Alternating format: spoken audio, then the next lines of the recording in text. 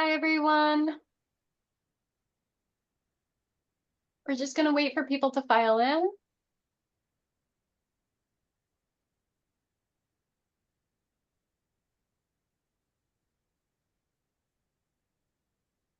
Hi. We're just waiting for some people to file in, and then we'll get started.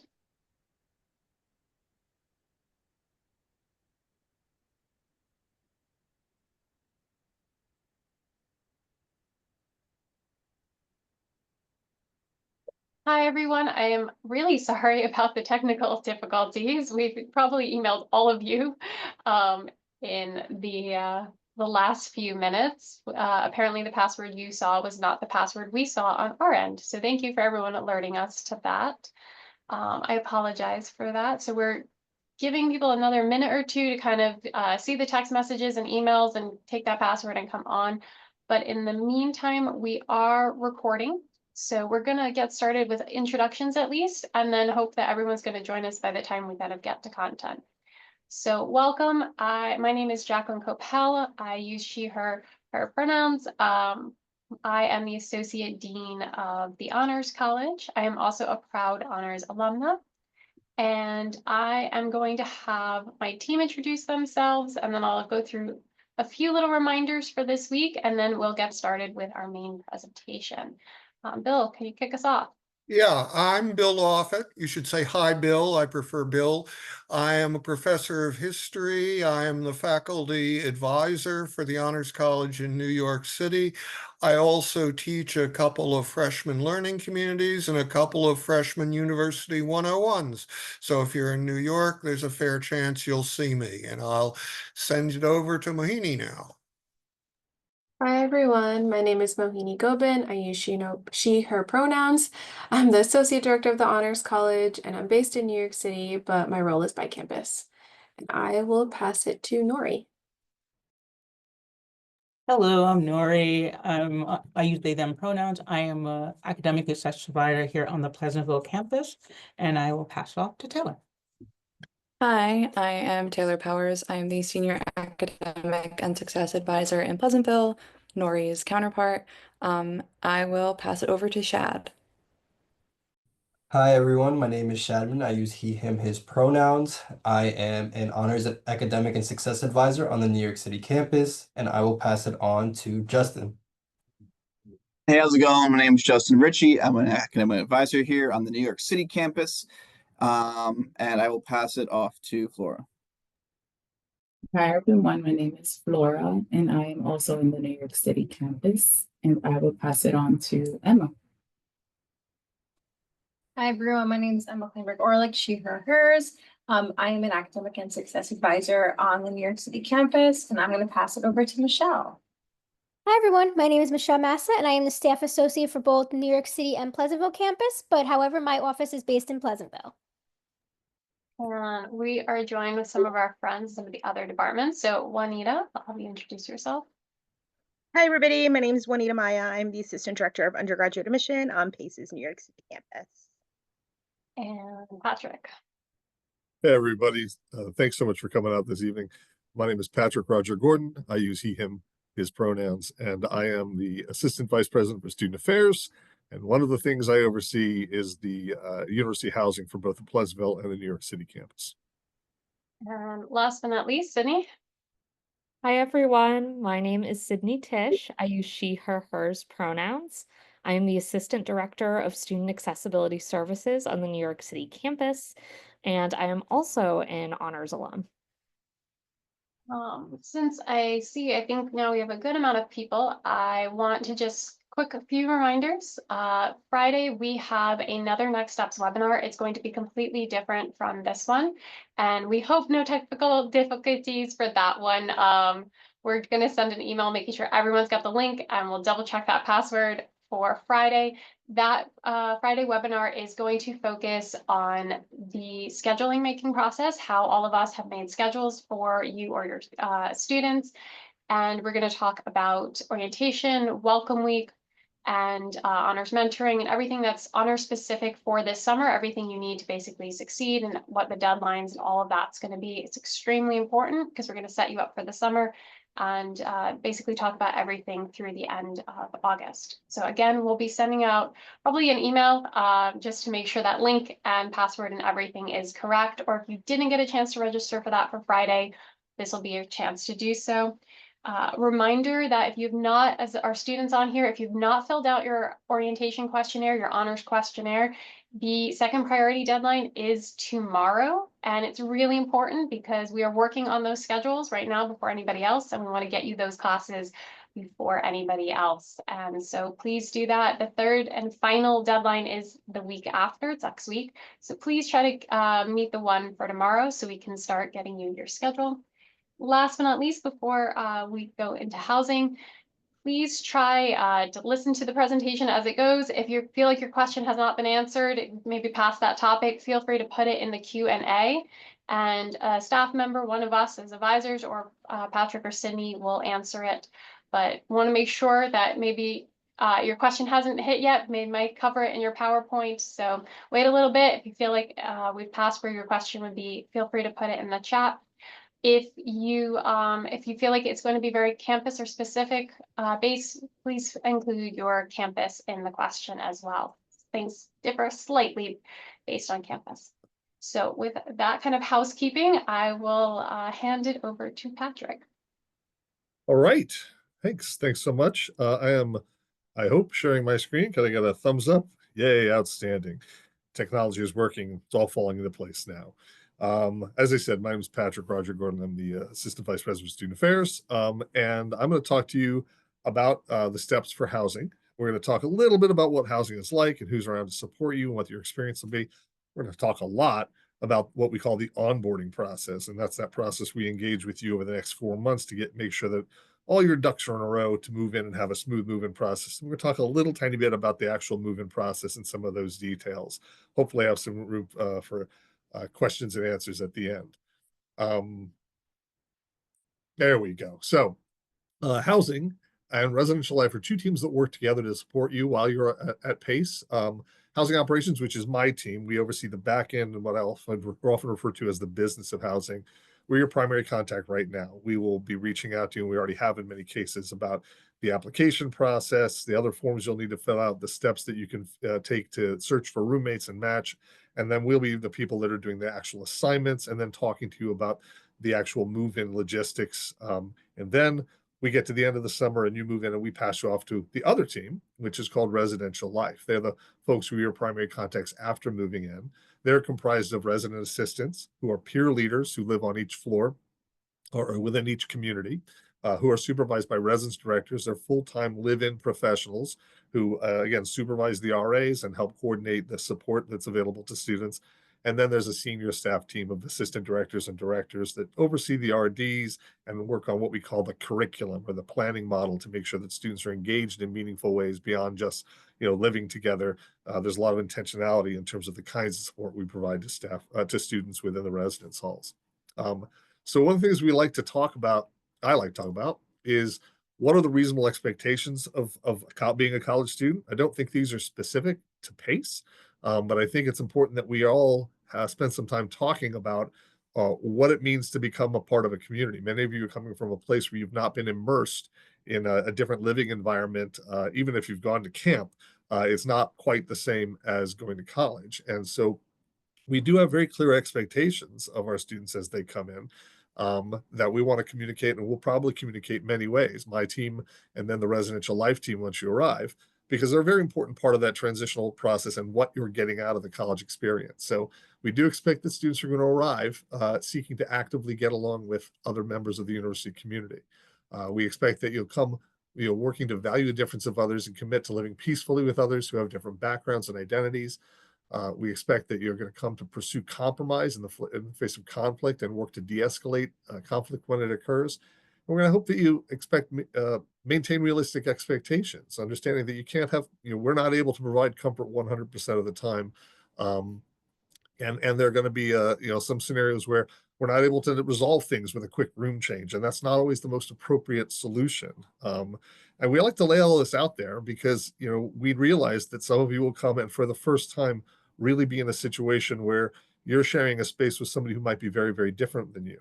And the only solution to that is not to leave that situation or to let that situation escalate. The most reasonable solution to that is to find ways to compromise, to find ways to communicate effectively, to find ways to see commonality and build community.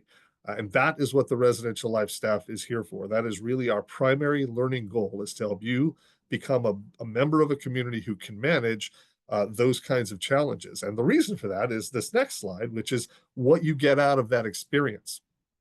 Living in a college community environment, such as the residence halls, will be a place where you will develop skills in resiliency, critical thinking, communication, the ability to negotiate, cultural competence, empathy, conflict management, patience, understanding others, and many other kinds of skills. And I can assure you that these will be things that employment managers are going to be asking you about, whether it's at your first part-time job on campus here at Pace, or your first internship, or when you leave and you go into the world and you start your career. These are things where employers want to hear that you have had these experiences, and being able to, you know, tell them about the experiences that you've had and communicate where you had a situation where you and your roommate needed to negotiate who was going to clean the bathroom every week, or what was an appropriate level at which to play music, or how late you could play video games versus when people were going to be studying. Those are really important things. And our goal is not to place you with someone where you won't have to have challenging conversations, although in many cases that happens. But our goal is that when you have those situations, you're equipped with the skills you need to resolve them peaceably, amicably, and in a positive way. So that's the part that you get out of it, living in this experience. When we come in and have certain expectations of you, this is the payoff. So now we're going to move on a little bit to the actual, that working towards moving, that checklist of things that have to be done in order for you to arrive. Almost all of you have done the first two items that are here. Certainly, I think in virtually all cases, you have already paid your $500 housing deposit. If you haven't, we are still accepting housing deposits on both of our campus for new incoming students, particularly for honor students if they're not deposited. The $400 of that deposit is what we call a room reservation fee. That's the amount of money you are putting up and risking, so we will hold a bed for you. So after May 1st, which of course has already passed, that is non-refundable if you decide not to attend PACE. The $100 portion of that is a damage deposit, which is held in escrow essentially for the entire time you're at PACE and released to your account to pay any last minute charges you might have in housing.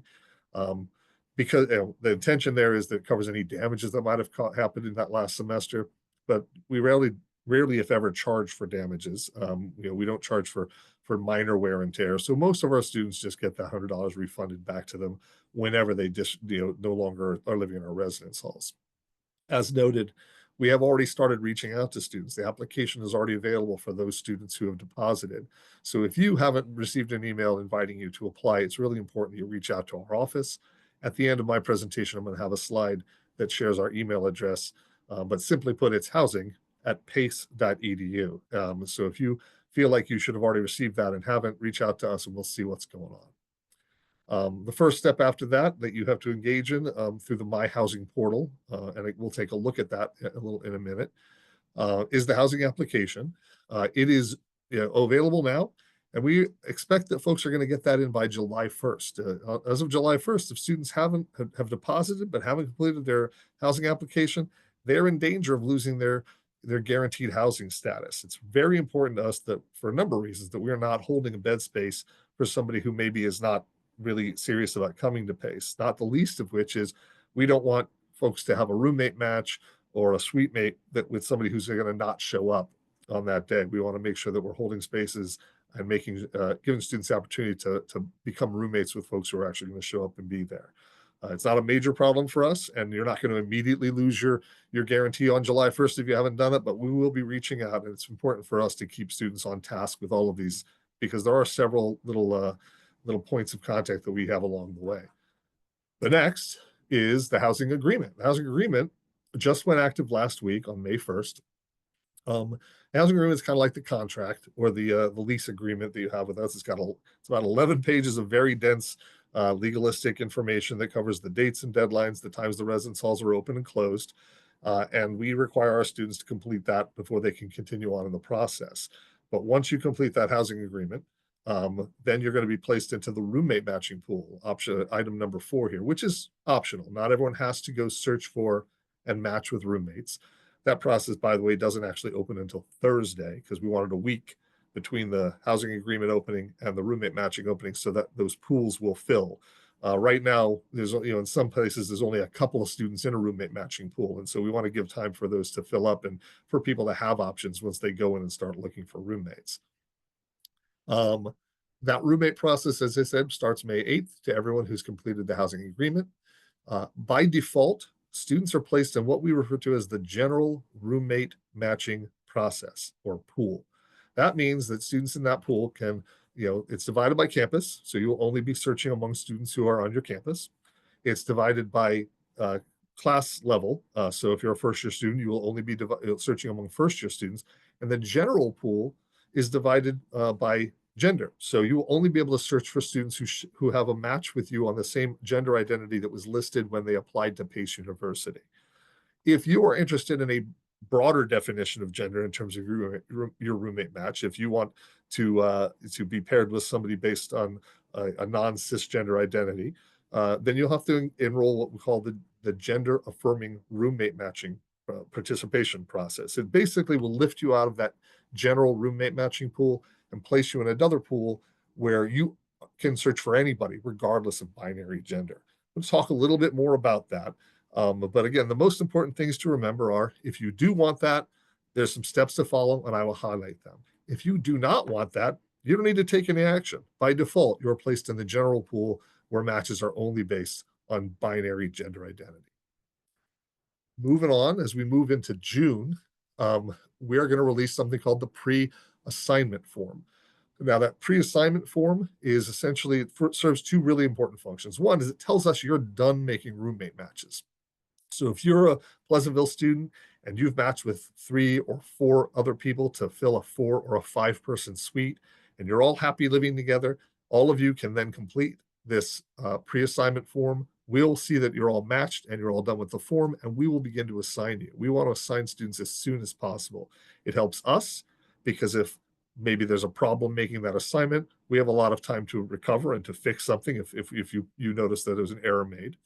And it helps you because it really puts you in a place where you're able to have conversations with your roommates to really start making plans. You know who you're going to live with. You can start thinking about what do we want for our suite? What do we want for our room? And we want you to spend that time getting excited about coming to Pace. In addition to letting us know you're ready for assignment, there's a number of other little reminders that we have built into that, just some parts of that housing agreement that we maybe want to illustrate in a little bit more detail and draw your attention to, because one of the things you'll find through housing is that we try very hard to share information with you multiple times in multiple ways. So you can't come back and say, nobody told me, right? We want to make sure we tell you all of the things you need to know to be successful. As we move through this process and we receive those pre-assignment forms, moving into July and through July, we will continue doing room assignments and reaching out to students as we do that. And we will assign those students again, as long as they have completed all the forms. One thing that's important to remember is if you don't want to engage in roommate matching, for example, you're like, I just want to be placed with somebody, according to, the base criteria, which is smoking status, time to go to bed, whether you consider yourself neat and tidy or a little messy, and whether you study with music and distractions or you study in silence. Those are our 4 core criteria. If you just want that and you don't want to be subject to being searched for, then you can fill out that pre-assignment form immediately, and we'll put you into the pool of people who will be placed as individuals into places where there are vacancies in other rooms and suites. So moving on, as we approach the end of July and the first week of August, we'll open up something called the Move-In Ready form, which is a very brief form that just goes over some very fine detail about the logistics of move-in. That's where we'll sort of remind folks, all right, move-in is happening during these days. If you're honors, it's happening on these days. If you're a non-honors student, it'll happen on these days. If you're part of what's called Pace Academy, this will be when you move in. If you're an athlete, you may move in. We'll just kind of go through those details. We'll ask people, you give them reminders about what move-in should be like. And the last 2 slides of this presentation talks about that, but I'll go over some of those reminders at the end. And then we'll just say, we also want to remind people that once you fill this form out, as long as you have a room assignment, as long as you have completed all your forms, as long as your account is in good standing, and as long as you've submitted your photo so that a photo ID can be printed and ready for you at move-in, then you can go ahead and select a move-in time. And virtually everyone is going to select their own move-in time. We have to stage move-in so that we don't have 55 people moving into 182 Broadway in 1 hour and then 2 moving in the next hour. So we really stratify those move-ins and give people an opportunity to self-select in so we can have a streamlined process. But once you select that move-in time, that's it. You can start finalizing your packing, you can start finalizing your travel plans, and you can plan to arrive on that date and get ready to move in. Couple of notes. I said I wanted to highlight and amplify a little bit about gender affirming roommate matching.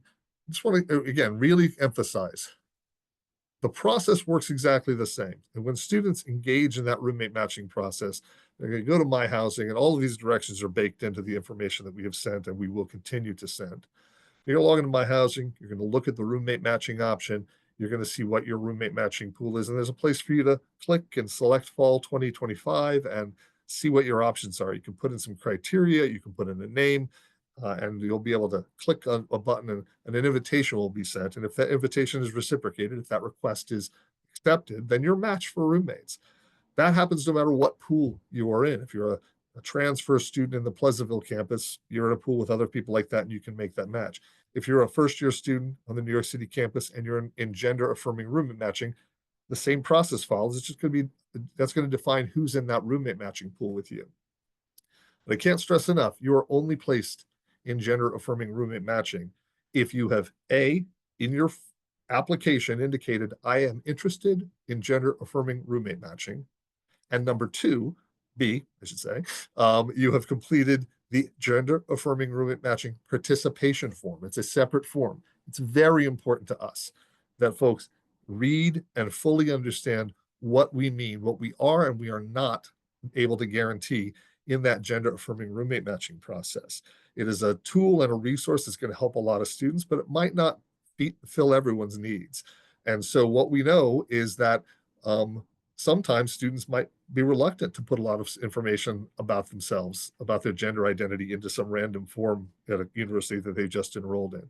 Sometimes they may encounter a search pool where they just don't seem to be clicking with anybody and they're not feeling it, a good connection there. So we also want to make sure that students understand if you are in that process and you need assistance, you can certainly reach out to our office, the housing office, but we know that a lot of folks might feel more comfortable reaching out to our LGBTQA social justice centers. Dr. Jimmy Luckman actually oversees both centers on each campus. He has been an invaluable part of helping us develop this gender-affirming roommate matching process. And he is fully ready and his team is fully ready to start getting emails from folks and start putting together lists of resources and potential roommate matches to help folks close that deal and really match with folks who are at least better equipped to be their roommates and have good positive outcomes for them. So we offer the process. We hope it works for lots of people, but we also know that it might not work for everybody, and we want you to utilize this additional resource if you need extra help. I've listed those center email addresses there. Another quick comments about honor students for this move-in process. As I said, once you complete your housing agreement and starting on May 8th, you'll be able to search for other students. You'll be able to search for other honor students, either on the New York or the Pleasantville campus, depending on your campus. But by definition, you're a subgroup of all of the other students. So there might not be that many people in your group. And particularly, I looked today and at the moment, based on people who've completed the forms, there's one student in the New York City gender-affirming roommate matching pool for honor students. That's it. Of course, over the next few days, the next weeks, more people will be in those pools. But those pools for honor students are a little smaller than they are for the rest of the cohort of students coming in. I just want to remind everyone here, you don't need to panic because you all have the benefit of the honors program Your honors staff members are tremendous advocates and are working with you directly, particularly through the information they received from you prior to your arrival, from information and the relationships they will build with you during orientation. And they are going to work to make sure that there are good placements, both in terms of personality styles, what students are looking for in terms of gender identity, and also academically speaking, they know that there are good, strong fits for folks that have similar or complementary academic styles. So while we hope that the roommate matching process is a very helpful tool for you, once again, it might not be the only tool, and it might not be the best tool for everyone, but we're going to make sure that there's a lot of effort put into making sure your room assignments are good ones and you have a good experience. This is a good time to also mention housing. My office sends out a ton of information. That information is meant for the 1,700 new incoming students, first-year transfer grad students that are all arriving at Pace this coming fall.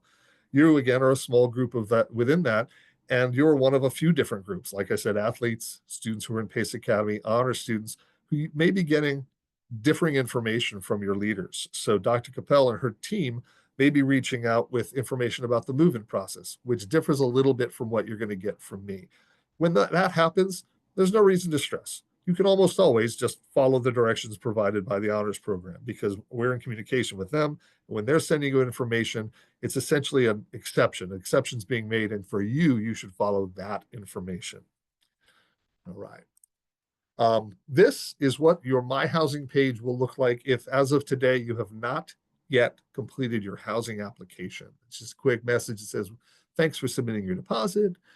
And, the housing application is available and please fill it out. And then your information will change and you'll see your housing arrival checklist. If you have completed your housing application, it looks a lot more like this. So it'll say, thanks for completing the application. It'll remind you that as long as you keep fulfilling your requirements by the deadlines, you'll continue to be guaranteed housing.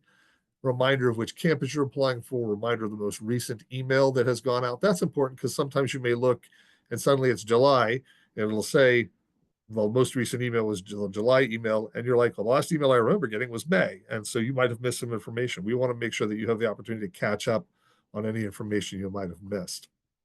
We give a little note about when our next communication is going to go out, so you can anticipate that and be ready to look for it.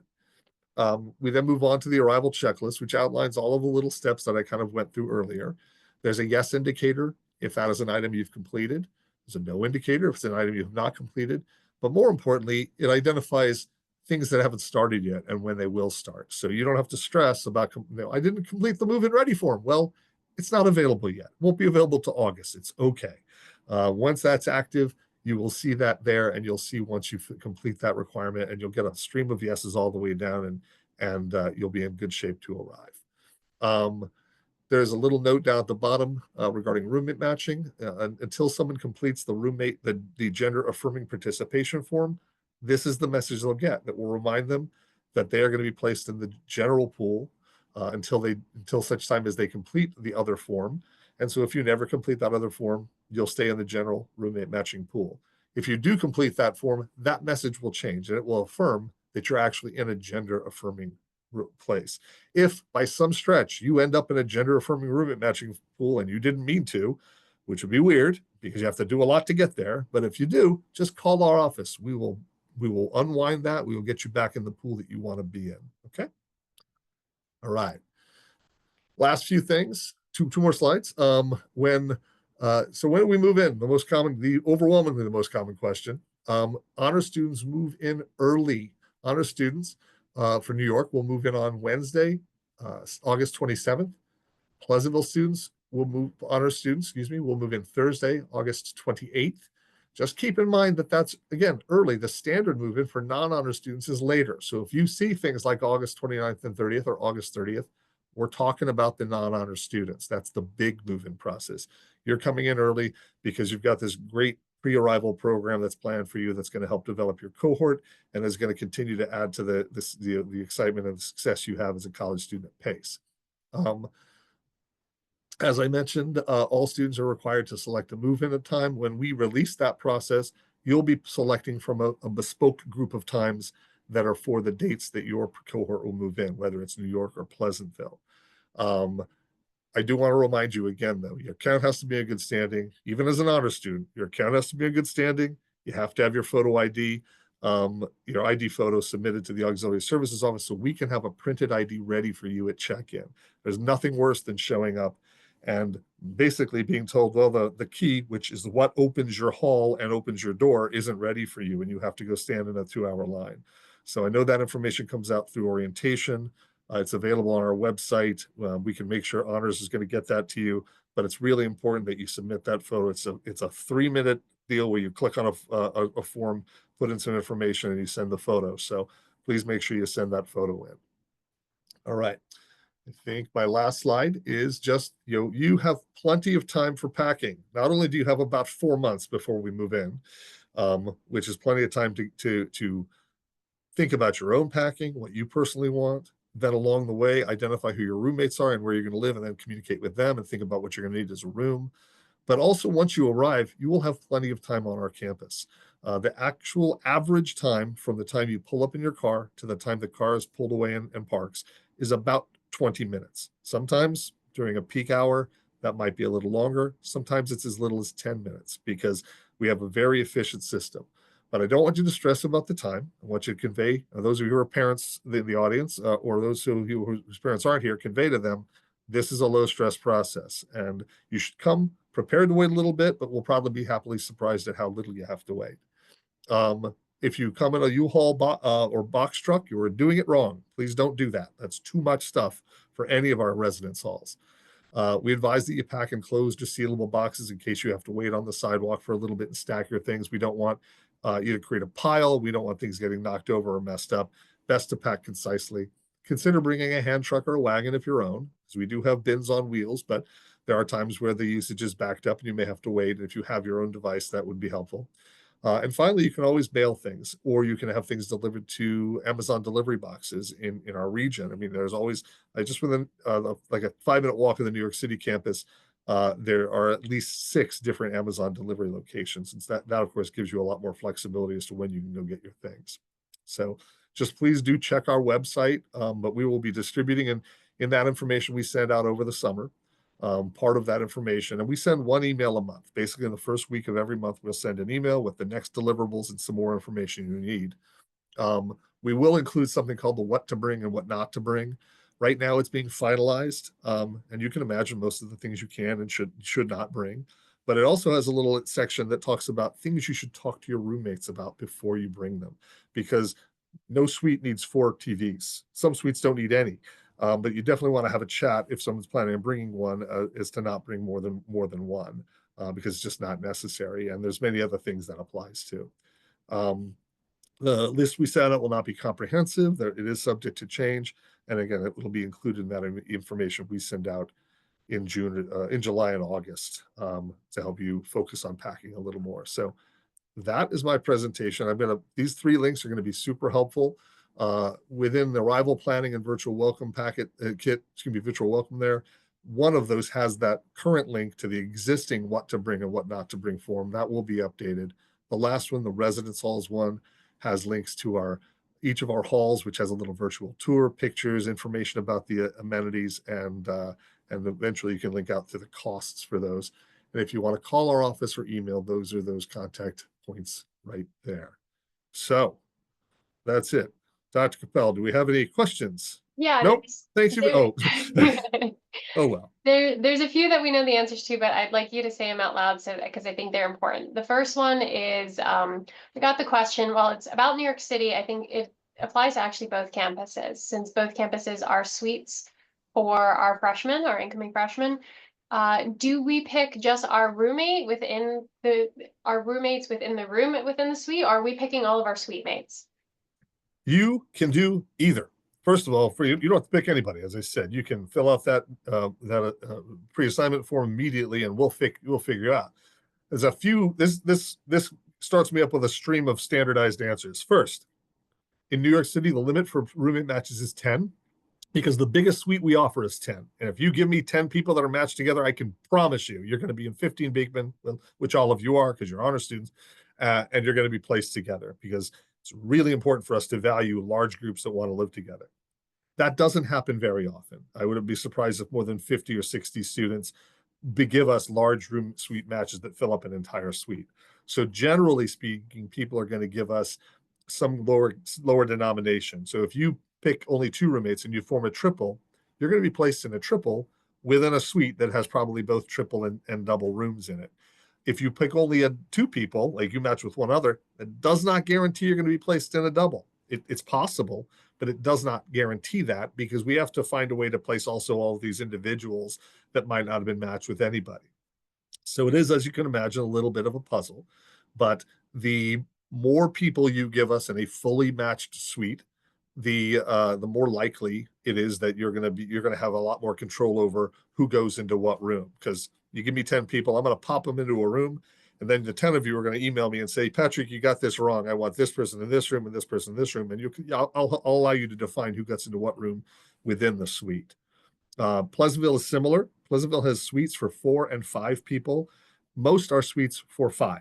We are planning on using most of those suites as only suites for 4. Not all of them. There will be some 5-person suites, but we don't anticipate using the 5th bed. So it will, in most cases, be 2 people assigned with 2 people. So if you give us a roommate group of 4 or a roommate group of 5, we're going to place you together in an alumni suite, and you'll be guaranteed to be together. Does that answer it?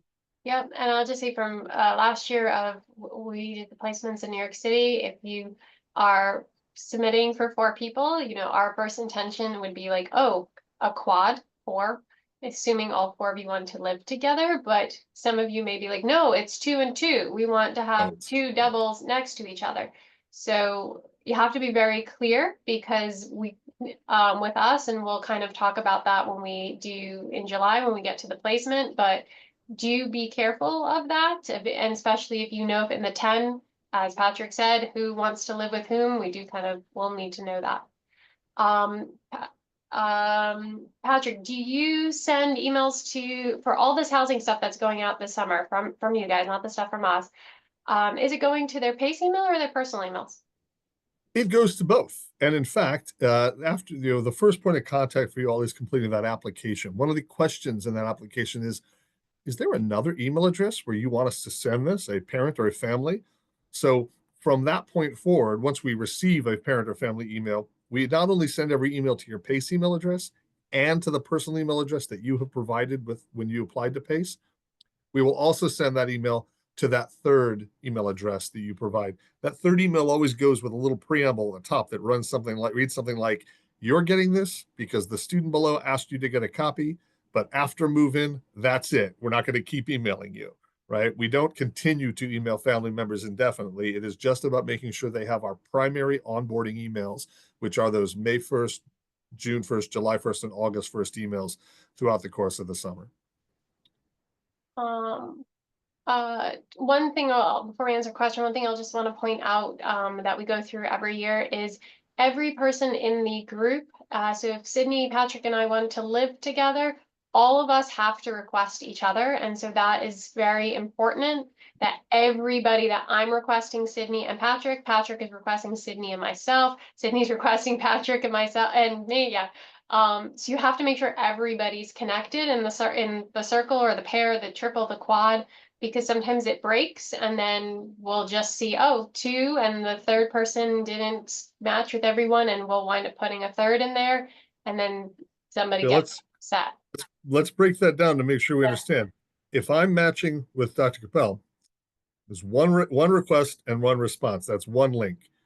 If I'm doing that with Sydney, it's me and Dr. Capel, me and Sydney, and then Sydney and Dr. Capel, 3 links. So that's 4, if I'm doing my math right, it's 3 each, it's 12. If it's 5, it's 4 each, and it's 20. It gets out of hand, but we are going to do our best to find that balance when it's clear that a bunch of people want to be together, but they left out 1 or 2 or 5 links in a 10-person suite. We're going to find a way to place them. But I have to tell you, if 3 people link, and like if Sydney and I link and Jackie and I link, but Sydney and Jackie don't link, that's a good indicator for me that wasn't talked through, and that might not be a place. And we really don't want. You can imagine it happens a lot. that you get into uncomfortable situations where people are like, I'd really like to be your roommate. And you're like, yeah, I'm going to get back to you on that. And sometimes those folks really don't want someone to be their roommate. I think it's important that you remember you don't only have the option of accepting a link. You have the option of declining that link. So try not to leave an open link. I know you don't want to say no and create an uncomfortable feeling, but again, that goes back to our early slides. The mature thing to do is communicate effectively and say, I appreciate you. I don't think we'd be good roommates. I'm going to say no to that. So we're not left with an open link that might make it look like you do want to be that with that person. And then later you're going to come to me and say, well, Patrick, why did you place me with them? I didn't ask. And I'm going to say, well, they connected with the 3 other people in your room and they had an open connection with you. So it was a pretty good indicator that you wanted to be together. 'Cause we're over time, so I definitely, Sorry. we need to get to Sydney. So any other questions for housing, Patrick can answer in the chat. I just want to quickly just reiterate, all honor students who are residing on campus are living with honor students on both New York City and Pleasantville campus. We've done this now for many years, and we've found this to be our students really enjoy it. Mohini and Sydney both lived on the honors floors when they were students. And we just had from this group that just our last fall's cohort, I had to go and beg Patrick for more sophomore and junior floors because the students wanted to stay and live together into their sophomore and junior year. So we've had a lot of great feedback on this. The students really enjoy it, and it's people have found their best friends for life and partners and things like that. So this is a really great experience. And to answer, it is, yes, suites on both campuses.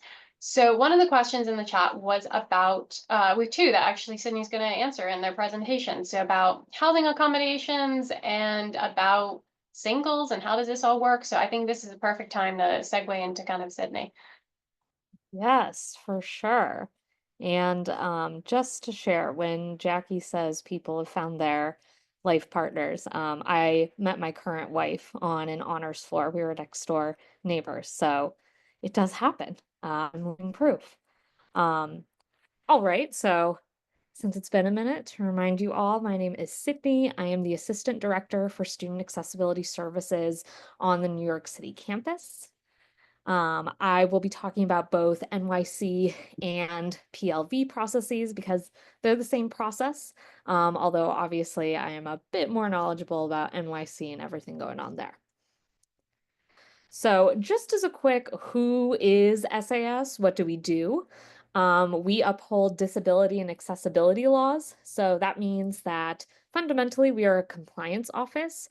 We make sure that all students have equal access to their educational experiences, which includes residential life. We make sure that relevant legislation like the ADA, Section 504, and other state and local laws are being upheld. And then we support students with disabilities through equal access. So this is the part where accommodations come in. We provide qualified students with appropriate accommodations that focus on reducing the limitations caused by their disability, which may be referred to as leveling the playing field. So we want to understand what student barriers may be and eliminate or find alternatives to those barriers when possible. And this includes in the residence halls. And then, of course, we also raise disability awareness on campus. So there are various types of accommodations. And again, the process for requesting each of these types is the same. Reasonable accommodations, again, are adaptations aimed at lessening the impact of a disability on a student's achievement and allowing participation in all areas of university life. So we want to make sure that you are able to fully function in the residence halls and participate to your fullest capacity while there. So in specific, talking about housing accommodations, although you'll see some other ones listed there as well. Some examples of these may be students requesting a single room. They don't want anyone to be in their specific room, although they may have suite mates that maybe they share a bathroom with. To have no more than one roommate. So to say, I think I can live with one other person and still be fully functional, but adding in another person or 2 other people would be too much. Having a private bathroom, so this would be a bathroom that only you have access to and is only yours to use. There also may be requests for something like an ensuite or a semi-private bathroom for those who might say that a communal bathroom is not something that I'm able to work with, I'm not able to function with. As well as emotional support animals. If students need an animal to live with them in their dwelling in order to function and have that necessary emotional support, that also goes through our office. We may also see things like students who want to live as close to campus as possible or live on as low a floor as possible if they have specific mobility impairments, as well as if they have other equipment needs. If there are things that they need to bring into the dorms that usually you're not allowed to bring in, that could be a conversation that we have. And if it's necessary, we might be able to approve it. So what does this process actually look like? I know this is a lot of text here, but it's really important that you understand what the process is so that you can make sure that you're following all of these steps and in good time. So to start, this is a student-led process. So students have to self-identify as an individual with a disability and register with us directly in order to receive accommodations. What this is saying is that unlike K through 12, we are not going to go to your classrooms and identify you as a student with a disability and start that process through our outreach. You have to reach out to us. So one of the easiest ways to do this is by contacting us to submit documentation. We have our general inboxes where we recommend you kind of start your accommodation request process at, that being SAS NYC for the New York campus and SAS PLV for the Pleasantville campus. As far as what documentation is going to look like, talking specifically about housing in this context, we do have a housing accommodation request packet, or our HARP, that we strongly recommend students complete and submit to our office. In this packet, it kind of goes over some of these steps and what to expect, as well as has a questionnaire at the end of it for your provider to fill out. Your provider doesn't have to fill it out, but we do strongly recommend doing it, as it asks all of the questions that our Housing Accommodations Review Committee wants to see, wants to know, wants to understand, to be able to assess whether or not a housing accommodation is a medical necessity or not. Sometimes students have questions about who should be completing this documentation, who should be filling this out. And my answer to that is, who knows you best? Who of the providers that you actively work with is really able to speak to what your condition looks like specifically for you, how it impacts you in daily life, and why the accommodation that you're requesting is a necessity. So that might be your therapist, for example. It might be your primary care provider. If you have a more general condition, it really depends on what your condition is and who you're seeing. So that's going to be a very individualized decision. It also may be that you want to have multiple people fill it out.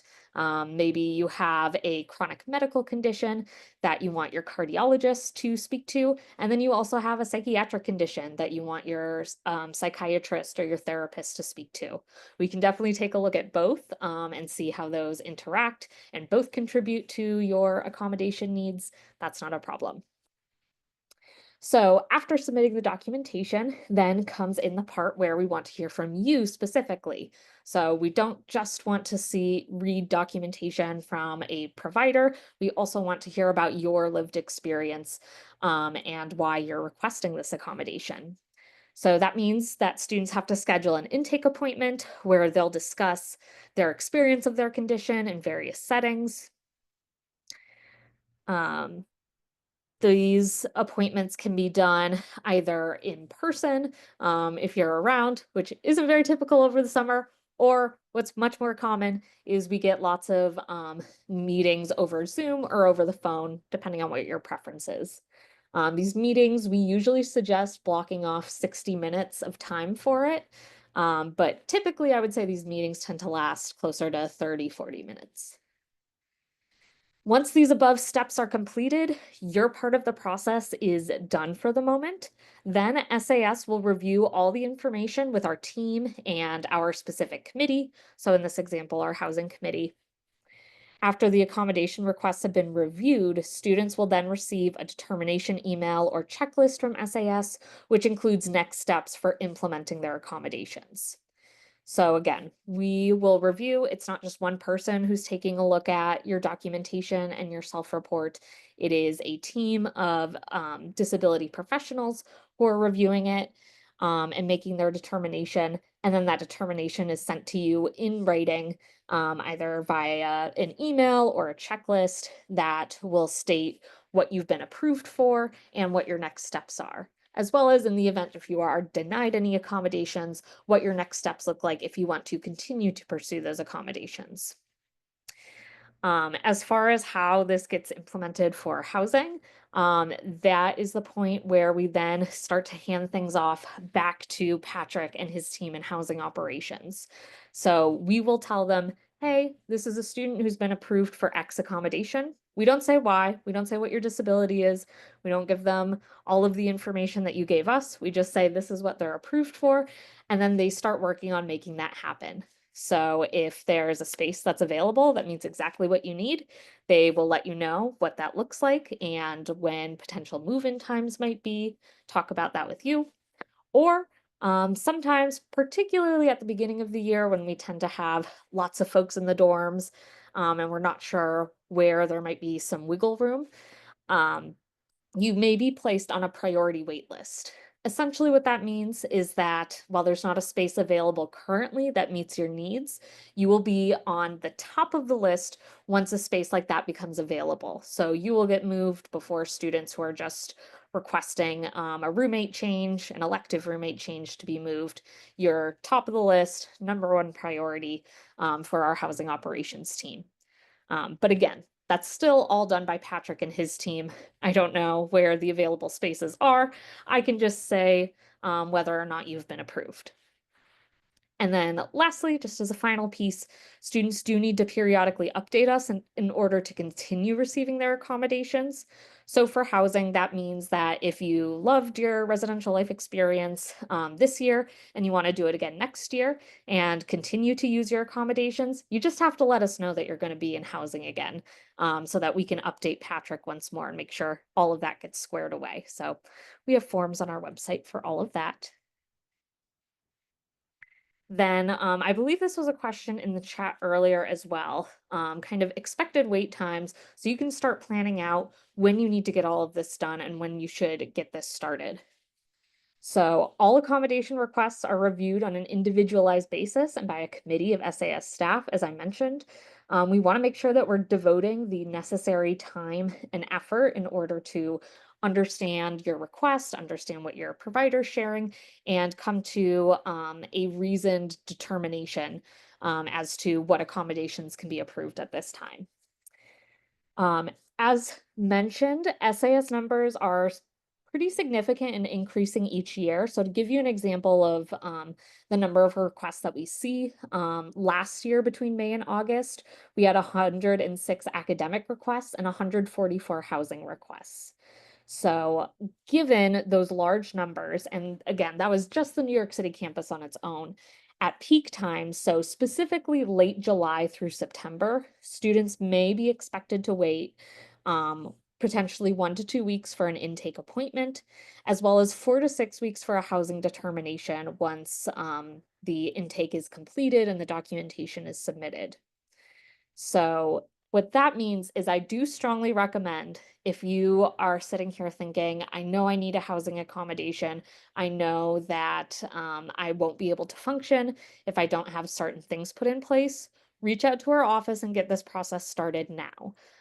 Go to our website, get our housing accommodation request packet downloaded, start talking about it with your treatment providers, make those scheduled visits if you don't have regularly occurring appointments. Get all of that started now because the more time you have, the better off you will be and the less panicked you will be as we get closer and closer to move-in and September. So I talked a couple times about our website. Our website has all this information as well as links to the various forms that I talked about. You can find us at pace.edu/student-accessibility-services, or if you just Google PACE SAS, we'll probably pop up right near the top. And depending on your campus, we have 2 different tabs, one for New York City forms that you can find, and one for Westchester or Pleasantville forms. And then lastly, this is just my contact information. So again, I'm Sydney. I work on the New York City campus. My counterpart on the Westchester campus, Elisa Geberth, who's the associate director there, is also happy to answer any questions, as well as some of our general contact information is there. Thank you. We have a question. I think it might, I don't know if it's the same person or not, but we had the question twice similar. So I'm going to ask it and then kind of summarize something. We have a few people that have their paperwork already in. Amazing. So they've been told they can't make their appointment yet. So if they've got their paperwork in or it's almost in, like when can they like really jump into the next step?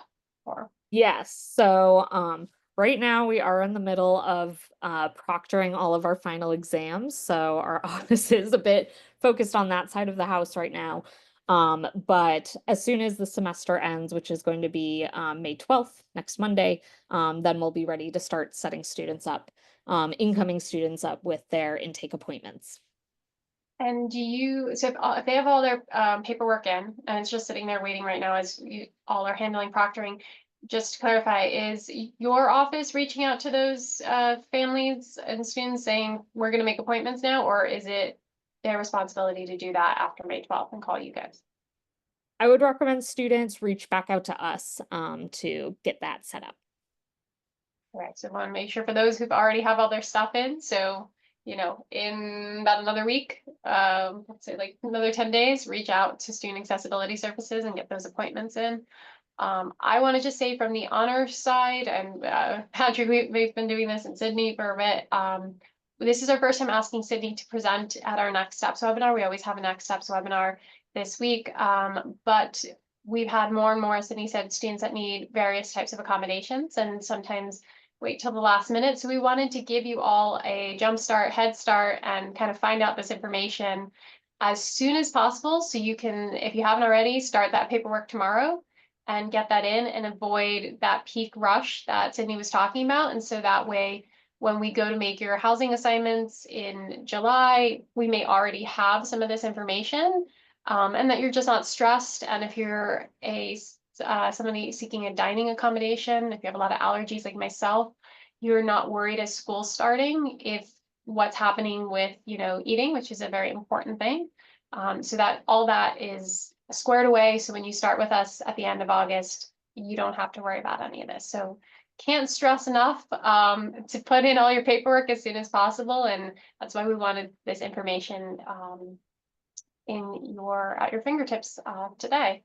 And then I think, Sydney, you might have one or two, I see questions a little maybe more personal, so you may want to answer that in the chat. The other one I'm seeing in the chat is about housing. The honors students, it doesn't say which campus. In New York City, we are high rises, so we tend to be towards the top of 15 Beekman. Our floors change a little bit each year, but for example, this past year we had 20 through 24. 20 through 23. Great views. That's why we tend to have the top floors. They're $1 million views. There are stairs and there are elevators. For Alumni Hall, that's not a high rise. It's 3 floors, Patrick. Alumni. Or 4. Thank you. 4. And honors is, I think, the second floor. And again, there are elevators and stairs as well for that. So I think that were the main things. If for some of you who came late, I'll just repeat because I know you were emailing with us. If you're attending Friday's Next Steps webinar, which is about scheduling, orientation, welcome week, mentoring, everything that needs to happen this summer. We know there was technical difficulties with this one. We are going to resend. Juanita and I will work to make sure that we resend you a link in case you don't have a link for Friday, or you're worried your link won't work. And we'll make sure that the password's correct. So a lot of you were expressing concern about Friday. We're going to resend everything, not tonight, to make sure that's ready to go for you for Friday. And we will record for anyone who can't.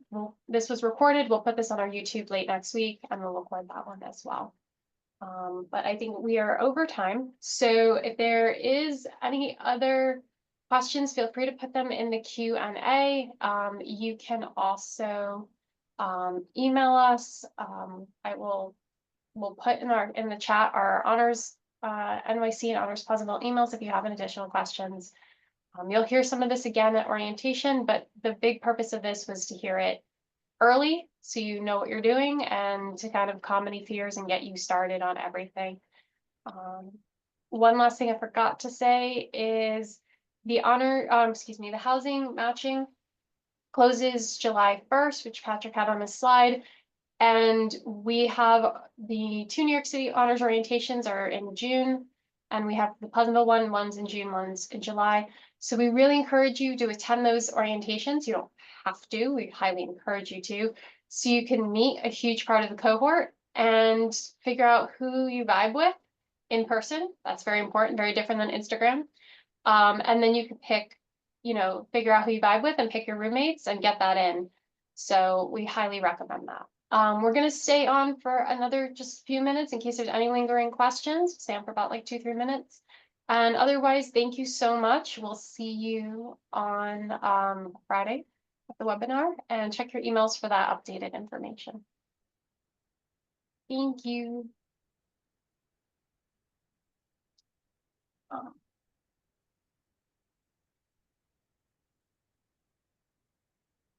And if you're staying, if you have any last minute questions, just throw it in the Q&A, please.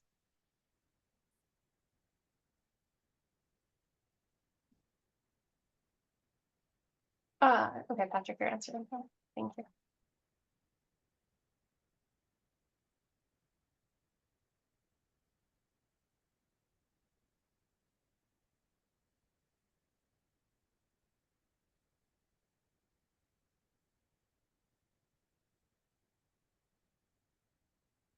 And thank you all. If you have